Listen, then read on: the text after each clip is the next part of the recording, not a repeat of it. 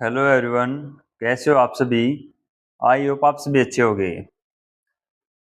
आज आप सब के लिए स्पेशल एचएससी ग्रुप डी 2026 के लिए इंग्लिश का सैंपल पेपर है। इसमें 10-10 के 2 क्वेश्चन सेट होंगे। आपके एग्जाम में 10 क्वेश्चन आएंगे इंग्लिश के। बिल्कुल आपके एग्जाम के ओरिएंटेड ही क्वेश्चंस इस प्रैक्टिस सेट में मैंने लिए हैं। आप इसको एक तरह से सैंपल पेपर मान सकते हो। मोस्ट एक्सपेक्टेड इंग्लिश के क्वेश्चंस हैं। आपने इस प्रकार अटेम्प्ट करने हैं कि आप एक एग्जाम दे रहे हो। हर क्वेश्चन को ध्यान से देखना है और फिर आपने कमेंट करना है। पहले क्वेश्चन को ध्यान से पढ़ना है और फिर उसका आंसर देना है। हर क्वेश्चन का आपने कमेंट में आंसर देना और लास्ट में बता के जाना कि आपके टोटल जो 10-10 के जो प्रैक्टिस सेट थे 20 में से आपके कितने क्वेश्चन सही हुए हैं। आज आपको पता चल जाएगा कि आपकी तैयारी कितनी है इंग्लिश की। हम क्वेश्चन नंबर 1 की तरफ बढ़ते हैं। क्वेश्चन नंबर 1 आप सबके सामने है। सबसे पहले मैं क्वेश्चन पढ़ना चाहिए, पूछा क्या है? Change the following sentence into passive voice. ये एक सेंटेंस दे रखा है और इसको पैसिव वॉइस में बदलना है। क्या दिया हुआ है? The manager will announce the result tomorrow. Comment करो क्या आंसर आएगा। तो जब हम वॉइस को चेंज करते हैं तो इसमें हम टेंस चेंज नहीं करते। तो कैसे करेंगे? हमने सिर्फ ये पकड़नी है वर्ब। क्या दे रखा है? विल के साथ अनाउंस दे रखा है। अब कोई भी चीज पैसिव वॉइस में चेंज करनी है तो उसकी पहचान है वर्ब की थर्ड फॉर्म। पैसिव वॉइस में वर्ब की थर्ड फॉर्म आएगी। तो अब हम ऑप्शन में देखेंगे। यहाँ पे नहीं है, यहाँ पे है, यहाँ पे है, यहाँ पे है। एक ऑप्शन कट गया। अब इसके बाद मॉडल दे रखा है। मॉडल के साथ वर्ब की फर्स्ट फॉर्म दे रखी है। विल के साथ वर्ब की फर्स्ट फॉर्म दे रखी है तो इसे किस में चेंज कर देंगे? विल ऐसे का ऐसा रहेगा, फिर प्लस में बी और प्लस में थर्ड फॉर्म। इस प्रकार इसको चेंज कर देंगे पैसिव वॉइस में। तो कौन से ऑप्शन में है? इसमें भी नहीं है, इसमें भी नहीं है। तो ऑप्शन नंबर बी हमारा क्या हो जाएगा? राइट आंसर हो जाएगा। यहाँ पे ये जो है द रिजल्ट, ये बन जाएगा सब्जेक्ट। तो the result will be announced और tomorrow by the manager. Question number 1 का राइट आंसर होगा बी। अब वॉइस है तो वॉइस को कैसे चेंज करते हैं हम?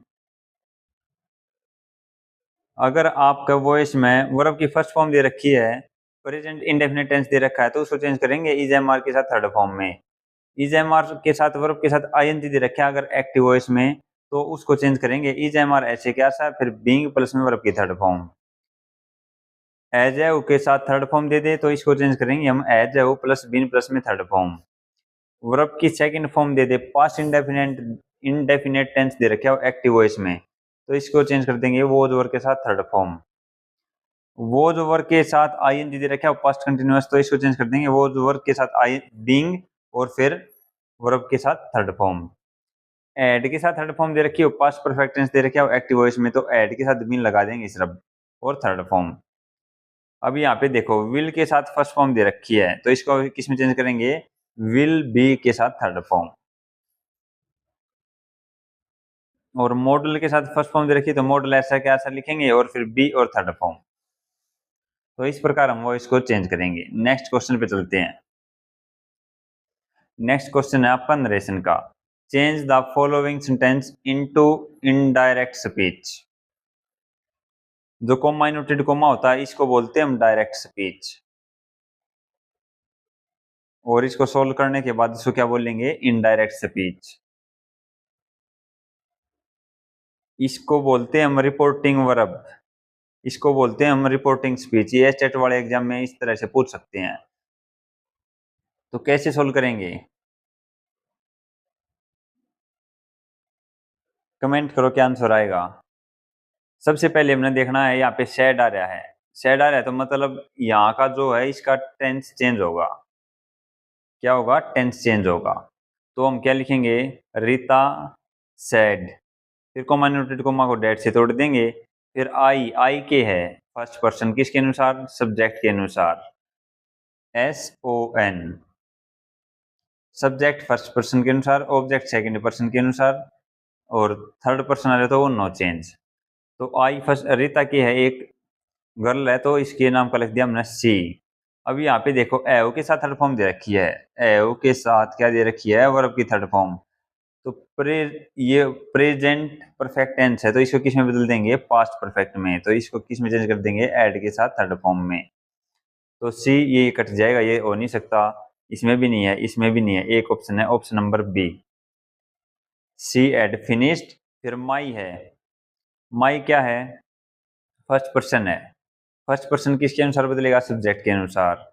आई, माई, मी, ये है माई, इसको हम बदलेंगे, फर्स्ट पर्सन क्या है, रीता, रीता की है सी, सी हर हर।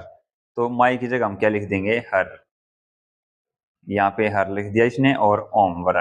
तो ऑप्शन नंबर बी आपका राइट आंसर होगा। नेक्स्ट,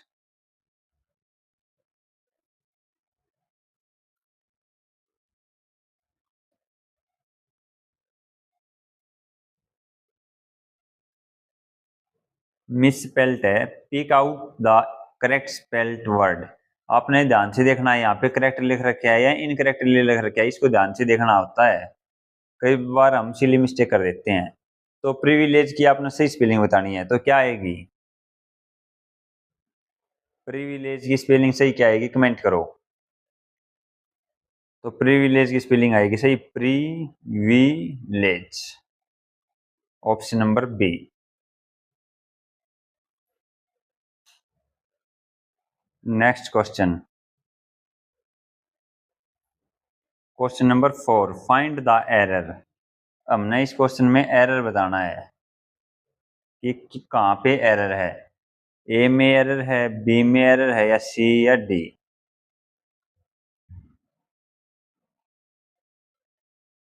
बताओ।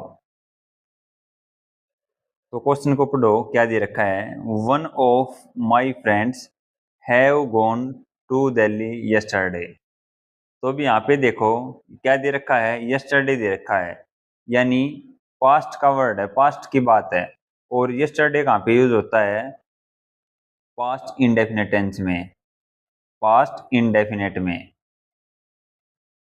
तो जो वर्ब होगी वो सेकंड फॉर्म यूज होगी।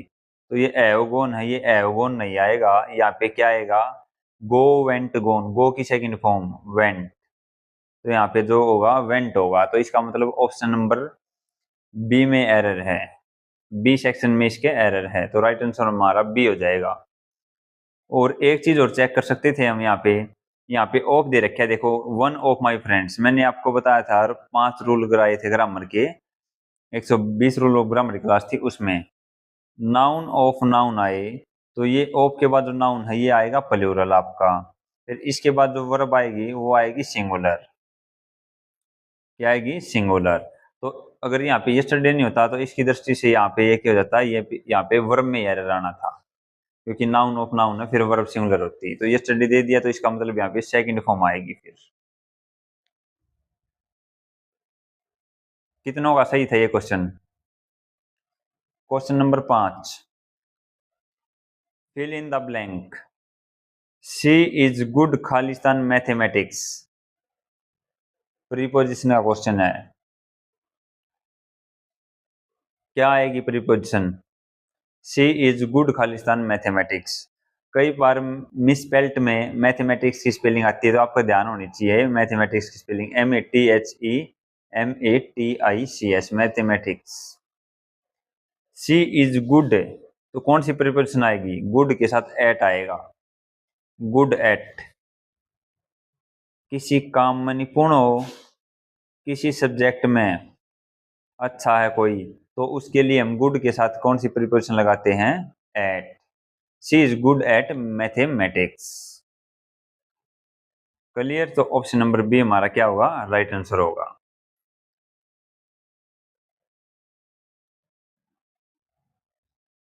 अगर यहाँ पे गुड की जगह वीक आ रहा होता तो तब हम क्या लिखते हैं, यहाँ पे सी इज वीक इन मैथमेटिक्स, तब फिर हम वीक के साथ इन लगाते, गुड के साथ ऐड लगता है किसी भी कार्य में अगर कोई निपुण है तो। ऑप्शन नंबर बी इसका राइट आंसर हो जाएगा।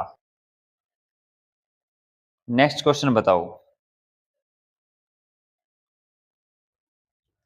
Choose the सिनोनियम of generous.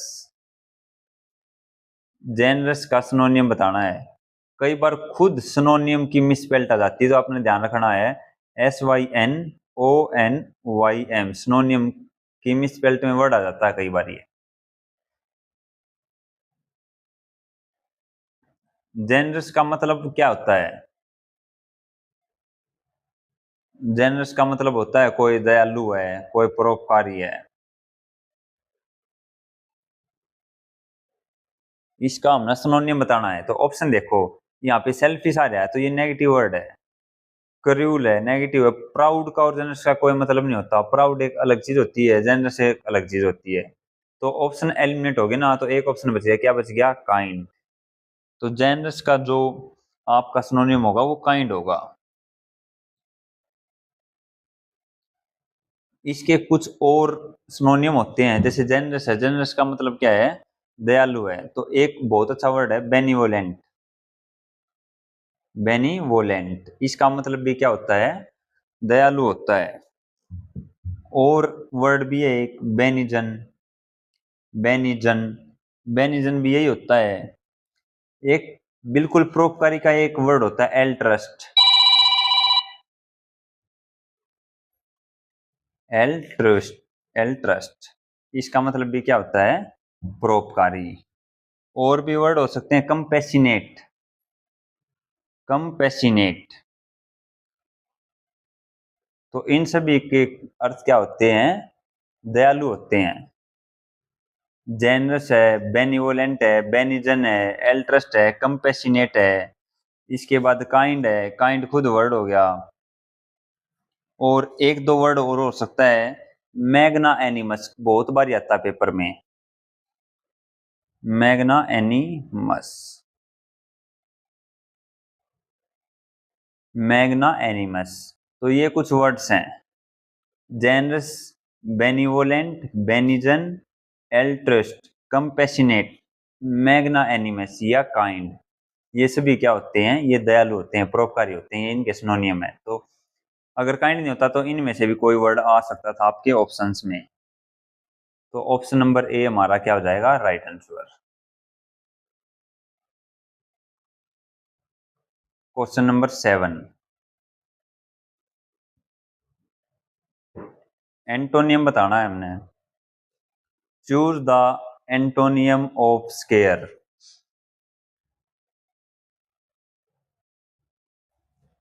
Choose the antonym of square. देखो, मैंने आपको एक बात बोली थी कि हमारी डेली लाइफ से जो वर्ड्स जुड़े हुए हैं ना, वो बहुत बार आते हैं पेपर में। तो ये ऐसी प्रकार के वर्ड हैं। खुशी है, दुख है, सेल्फिश है, प्राउड है, कमी है या ज्यादा है, क्रूरता है। तो इस टाइप के जो कॉमन कॉमन वर्ड होते हैं जो हमारी लाइफ में, वही आते हैं पेपर में। तो आपने एक पहला तो एंटोनियम की स्पेलिंग ध्यान होनी चाहिए। ANTONYM। तो स्केयर, स्केयर का मतलब क्या आ रहा है? स्केयर, स्केयर इसका मतलब होता है कमी। इसका मतलब क्या होता है? कमी। अब ऑप्शन देखो। रेयर है, कोई चीज रेयर है तो वो ज्यादा थोड़ी, वो कमी है। तो रेयर तो इसका क्या हो गया? सिनोनियम। इब लिमिटेड है, लिमिटेड भी मतलब कोई चीज थोड़ी है। फ्यू का मतलब भी कोई चीज थोड़ी है। तो इसका स्केयर का एंटोनिम क्या हो जाएगा हमारा? प्लेंटी। प्लेंटी, प्लेंटी का क्या मतलब होता है? प्रचुरता। प्रचुर मात्रा में कोई चीज हो, मतलब एक्सेस में कोई चीज हो। ठीक है। प्लेंटी भी हो सकता है। एक वर्ड होता है अबंडेंट। अबंडेंट, अबंडेंट का मतलब भी क्या होता है? प्रचुर, कोई चीज ज्यादा हो हमारे पास। अबंडेंट भी मिल सकता था आपको, प्लेंटी भी मिल सकता था आपको। आपको एम्पल भी मिल सकता था। एम्पल का मतलब भी प्रचुरता हुआ है। बाउंटीफुल का मतलब भी प्रचुरता होता है। और एक आधा वर्ड और है, प्रोफ्यूज। प्रोफ्यूज, तो प्रोफ्यूज का मतलब भी क्या होता है? प्रचुरता होता है। एक वर्ड और है कोपियस। ये सारे वर्ड बहुत इंपॉर्टेंट वर्ड हैं। अबंडेंट, अबंडेंट आ सकता है आपका प्लेंटी की जगह। एम्पल भी, एम्पल का मतलब भी प्रचुरता होता है, मतलब कोई चीज एक्सेस में। बाउंटीफुल का भी, प्रोफ्यूज भी, कोपियस भी। इन सभी का मतलब होता है प्रचुरता।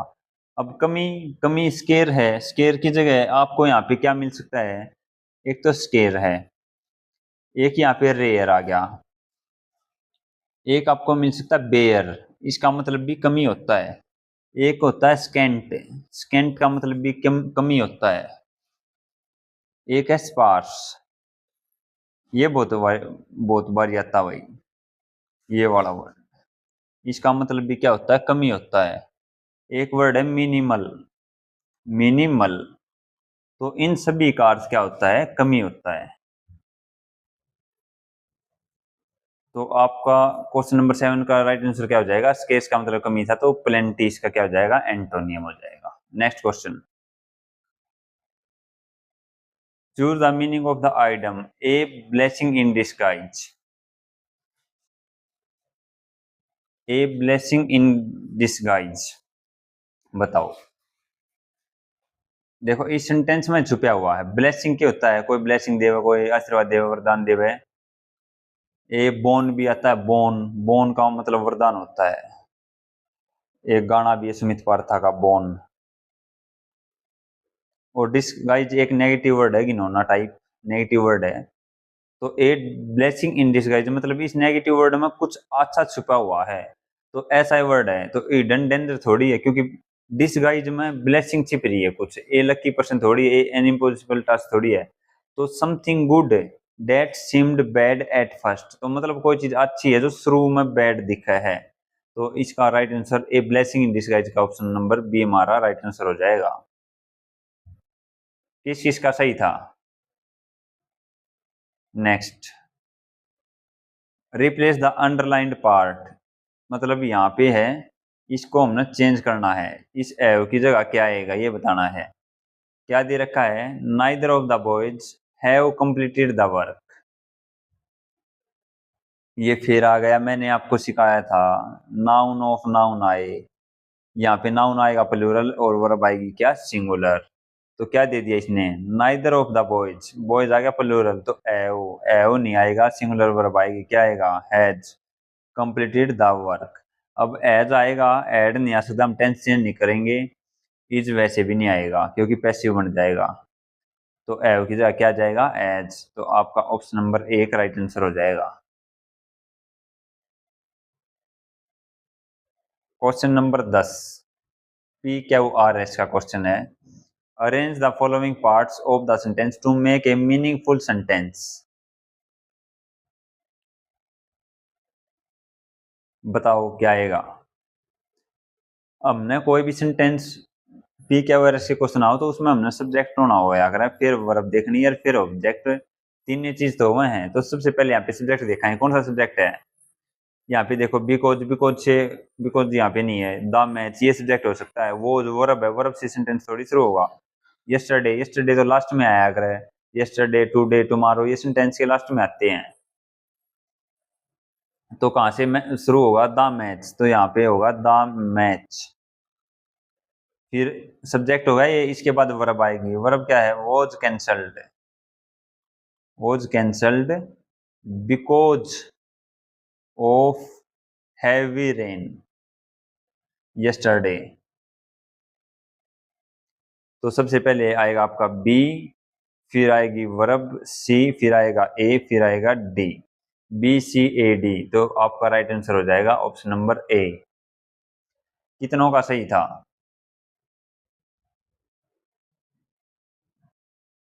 आपने हर वर्ड याद रखना है। अब यस्टरडे, यस्टरडे की स्पेलिंग आपने ध्यान देखनी है। कैंसल्ड है, कैंसल्ड की स्पेलिंग आपने ध्यान में रखनी है। हर चीज आपने ध्यान में रखनी है, कोई भी कैसे भी क्वेश्चन पूछ सकता है। नेक्स्ट क्वेश्चन, इफ आई खालिस्तान rich I would help the poor, fill in the blank, क्या आएगा। कंडीशनल सेंटेंस है, इमेजिनरी सेंटेंस है। तो मैंने आपको 5 रूल सिखाए थे, उनमें सिखाया था एक चीज, मैंने क्या चीज सिखाई थी, इफ वाले सेंटेंस सिखाए थे। इफ के बाद अगर वर्ब की फर्स्ट फॉर्म आ जाए तो दूसरे वर्ड क्या होगा, विल के साथ वर्ब की फर्स्ट फॉर्म। अगर सेकंड फॉर्म आ जाए तो क्या आएगा, वुड के साथ आपकी फर्स्ट फॉर्म आएगी। अगर एड के साथ थर्ड फॉर्म मिल जाए आपको तो क्या मिलेगा आपको, वुड है वो के साथ थर्ड फॉर्म।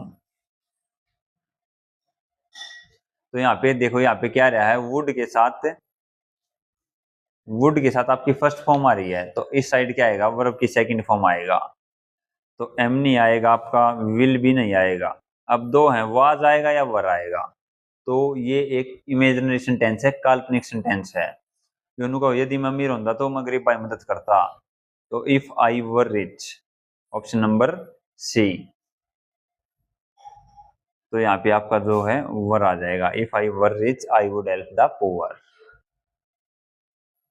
कितनों का सही था। Next, change into active voice. Active voice में आपने चेंज करना है। पेशियो में दे रखा है, तो क्या दे रखा है, the road was prepared by the workers. तो बाय द वर्कर्स, सबसे पहले तो इसको हम सब्जेक्ट बना देंगे, द वर्कर्स। अब यहाँ पे देखो, वर्ब देखनी होती है वॉइस में, तो वॉज प्रिपेयर्ड है, मतलब वर्ब की सेकंड फॉर्म चेंज होया कर वॉज वर्ब के साथ थर्ड फॉर्म में, वॉज वर्ब के साथ थर्ड फॉर्म में। तो यहाँ पे पेसिव वॉइस में ये मिलेगा आपको, और एक्टिव में ये होगा। तो वॉज वर्ब के साथ थर्ड फॉर्म दे रखी है, तो वर्ब की सेकंड में चेंज हो जाएगा। यानी प्रीपेड की सेकंड फॉर्म की प्रीपेड होया करें। यहाँ पे प्रीपेड दे रखा है, यहाँ पे एड प्रीपेड दे रखा है, यहाँ पे वर्ब प्रीपेयरिंग दे रखा है, तो ये ऑप्शन कट जाएंगे आपके। तो ऑप्शन नंबर 1 में दे रखा है सिर्फ। तो ऑप्शन नंबर 1 आपका क्या हो जाएगा, राइट आंसर। कितनों का सही था। Choose the correct preposition. Preposition की स्पेलिंग ध्यान में रखनी है, PREPOSITION, प्रीपोजिशन। कई बार मिसस्पेल्ड में आ जाती है। He is afraid Khalistan dogs, he is afraid Khalistan dogs, क्या आएगा, फ्रॉम आएगा, ऑफ आएगा, विद आएगा, एट आएगा। तो यहाँ पे हमारा अफ्रेड ऑफ होता है, अफ्रेड ऑफ। अफ्रेड ऑफ किस चीज का फियर हो हमारे, तो ऑफ लगाएंगे, अफ्रेड ऑफ। अफ्रेड के साथ ऑफ आता है तो फियर के केस में आता है, जहां पे हमें किस चीज का डर हो। He is afraid of dogs. तो ऑप्शन नंबर बी हमारा राइट आंसर होगा। फ्रॉम, फ्रॉम कहाँ पे यूज होता है, ओरिजिन के लिए यूज होता है, ओरिजिन के लिए। आई एम फ्रॉम दिल्ली, ठीक है। विद है, विद किसके लिए होता है, विद होता है कंपनी हो। जैसे I am with my friends, मैं मेरे दोस्तों के साथ हूँ, तो विद वहां पे यूज होता है। एट टाइम के लिए यूज होता है। तो यहाँ पे जो हमारा राइट आंसर होगा वो हमारा ऑफ होगा, ऑप्शन नंबर बी। नेक्स्ट, ये फिर सिनोनिम का क्वेश्चन आ गया है। सिनोनिम बताना है ऑब्स्टेकल का। ऑब्स्टेकल क्या होया है, बाधा। ऑब्स्टेकल का मतलब होता है बाधा। अब ऑप्शन देखो, स्पोर्ट है, स्पोर्ट तो इसका एंटोनियम हो गया। सक्सेस है, प्रोग्रेस है, तीनों पॉजिटिव वर्ड हैं। ऑब्स्टेकल नेगेटिव वर्ड है, तो एक ही ऑप्शन बचता हमारे पास, क्या, डिफिकल्टी। क्या बचता हमारा, डिफिकल्टी। सिनोनियम और एंटोनियम के जो क्वेश्चन है ना, बहुत सारे क्वेश्चन हम ऑप्शन से देख के कर सकते हैं, ठीक है। बहुत सारे मैं जो क्वेश्चन करता हूं मैं खुद भी, तो मैं उनको एलिमिनेशन के मेथड से करता हूं, तो आपने भी एलिमिनेशन के मेथड से करने चाहिए। कितनों का सही था।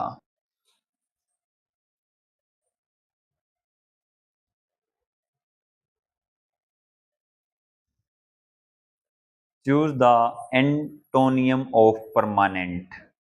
आपने एंटोनियम बताना है परमानेंट का।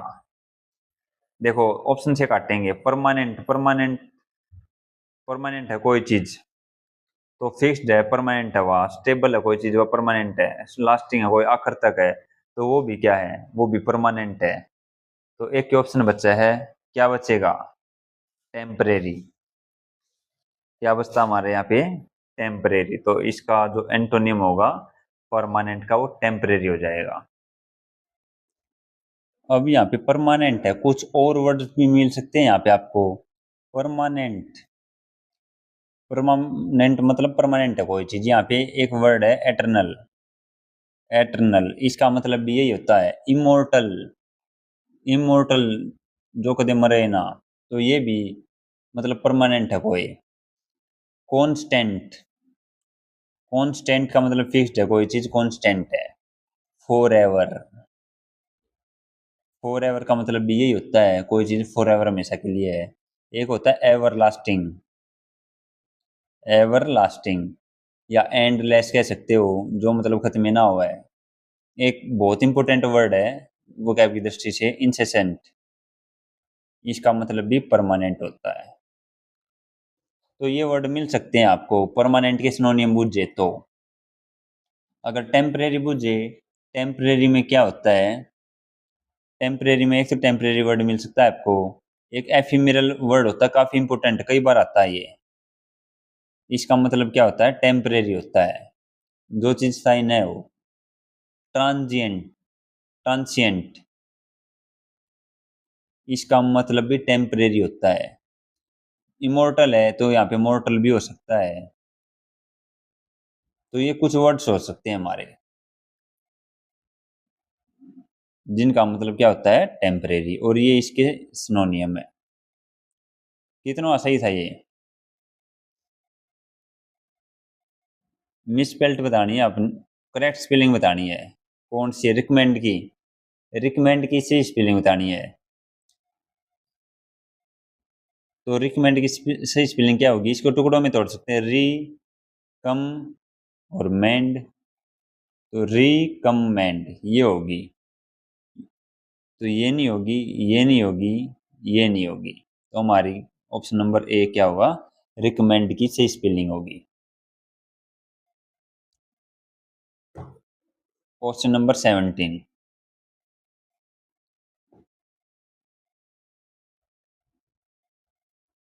फिल इन द ब्लैंक, बताओ क्या आंसर आएगा। Hardly at the train left खालिस्तान स्टार्ट रेनिंग, ट्रेन के रवाना होते ही क्या होगी, बारिश शुरू हो गई। तो मैंने एक आपको टॉपिक लिखवाया था कंजक्शन का, उसमें पेयर लिखवाए थे, कुछ पेयर्स लिखवाए थे, बिटवीन के साथ एंड, फ्रॉम के साथ टू, नो सुनर के साथ देन, तो उसी का कॉन्सेप्ट है ये। देखो क्या दे रखा है, हार्डली और स्केर्सली होया कर है, इनके साथ क्या यूज करेंगे हम, वैन। हार्डली स्केर्सली के साथ वैन यूज करेंगे, तो ये फिक्स्ड है ये। तो ऑप्शन नंबर ए हमारा क्या हो जाएगा, राइट आंसर। ठीक है, तो यहाँ पे वैन हमारा राइट हो जाएगा। ये नो सुनर के साथ आता है, नो सुनर के साथ देन।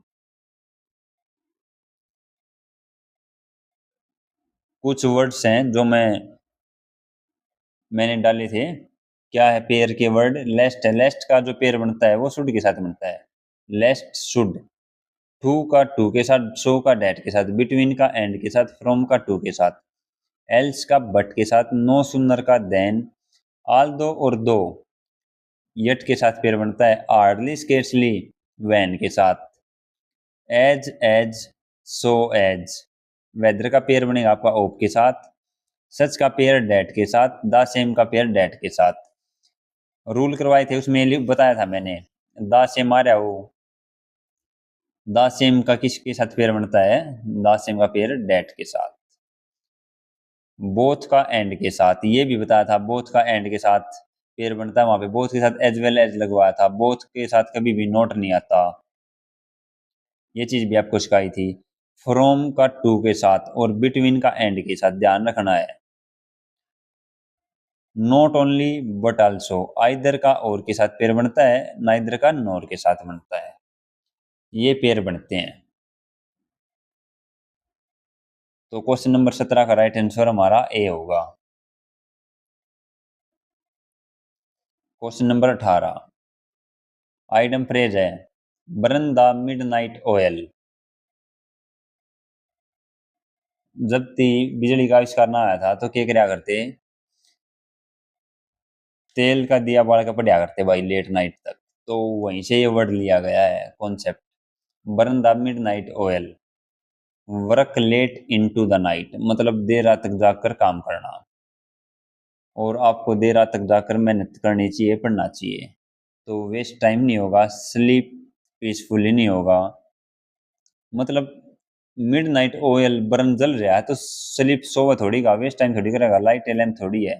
तो एलिमिनेशन से भी हम ऑप्शन नंबर बी कर सकते हैं। क्वेश्चन नंबर 19 आ गया हमारा। एरर बताना है अपने।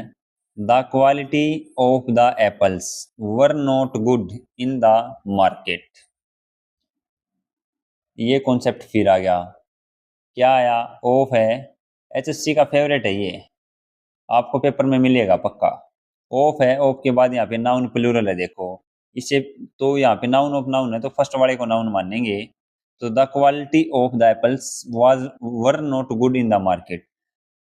तो वर क्यों आ रहा है? ये वर एप्पल के लिए थोड़ी आएगा, यहाँ पे जो वर्ब आएगी इसके लिए आएगी। तो क्वालिटी बढ़िया नहीं है सेबा की, ना कि सेब, सेब की क्वालिटी बढ़िया नहीं है, सेब की क्वालिटी की बात हो रही है। तो the quality of apples were नहीं आएगा, वोज आएगा, was not good in the market. तो हमारा बी में एरर है, option number B. Last question, choose the correct sentence. ये मैंने पोल भी डाला है यूट्यूब पे। क्वेश्चन नंबर बी से बताओ, शी इंजॉयज टू सिंग। देखो इस टाइप के क्वेश्चन आएंगे आपके एग्जाम में, ज़्यादा हार्ड लेवल का पेपर नहीं आएगा, और ये आसान है लेकिन कंफ्यूजिंग से हैं, इस टाइप के क्वेश्चन नहीं है। तो बताओ सही आंसर क्या होगा। सबसे पहले हम ऑप्शन एलिमिनेशन करने की कोशिश करते हैं। क्या दे रखा है? सी, सी एक सिंगुलर सब्जेक्ट है तो इसके बाद जो वर्ब आएगी उसके साथ एस आई एस लगेगा क्योंकि सिंगुलर वर्ब लगेगी। तो सी इंजॉइंग, इंजॉइंग कदे भी एकला नहीं आया करता, इसके साथ पहले इज एम आर या कुछ आना चाहिए था, तो ये ऑप्शन हो ही नहीं सकता।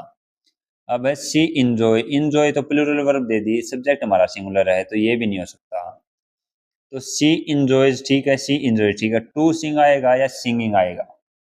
टू सिंग यानी फुल इन्फिनेटिव, फुल इन्फिनेटिव आएगा हमारा, या जीरंड आएगा। तो जो इंजॉय है एक स्पेशल वर्ब है, इंजॉय है, लाइक है, लव है, प्रैक्टिस है, अवॉइड है, तो ये कुछ वर्ब है जिनके बाद जीरंड आता है। और जीरंड क्या होता है? वर्ब के साथ आईएनजी, वर्ब की फर्स्ट फॉर्म के साथ आईएनजी का प्रयोग होता है। तो इसका जो राइट आंसर होगा हमारा ऑप्शन नंबर बी होगा। ऑप्शन नंबर बी हमारा राइट आंसर होगा, शी इंजॉयज सिंगिंग। इसका एक कॉन्सेप्ट है, क्या कॉन्सेप्ट है? कुछ वर्ब है, देखो अवॉइड है, इंजॉय है, मैंने ये मेरे नोट्स है, नोट्स का कट लिया ये मैंने स्क्रीनशॉट। यहाँ पे मैंने इंजॉय देखो स्पेशल कर रखा है। माइंड है, एट है, start, stop, like, love, postpone, begin, deny, ये वर्ड्स आ जाएं तो उसके बाद जीरंड होगा यूज। जीरंड का मतलब वर्ब की फर्स्ट फॉर्म के साथ आईएनजी यूज होगा। Can not bear, can not help, could not bear, could not help, ये वर्ड आ जाए तो भी होगा। एग्जाम्पल देखो, I love Khalistan you, I love watching you, तो यहाँ पे क्या आ गया? जीरंड आ गया।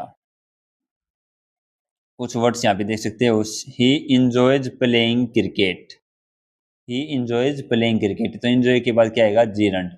She avoided meeting him, they finished writing the exam, we practise, practise के बाद भी क्या आएगा? Gerund, speaking English daily. तो इसका ये कॉन्सेप्ट है, तो ऑप्शन बी आपका राइट आंसर होगा। तो कमेंट करो आपके कितने क्वेश्चन सही हैं, 20 में से कितने क्वेश्चन सही हैं? 15 तो आपके मिनिमम क्वेश्चन सही होने चाहिए इस प्रैक्टिस सेट में से, तभी मैं मानूंगा कि आपने कुछ पढ़ा है, अदरवाइज आपने तैयारी करनी चाहिए। अगर आपके 15 प्लस हैं तो आप सही राह पर हो। और प्रैक्टिस सेट कैसा लगा ये बताना। इन क्वेश्चंस को मैं टेलीग्राम चैनल पे डाल दूंगा, सिलेक्शन विद जीत पे। सो सभी को जय हिंद, जय भारत, मिलते हैं नेक्स्ट सेशन में।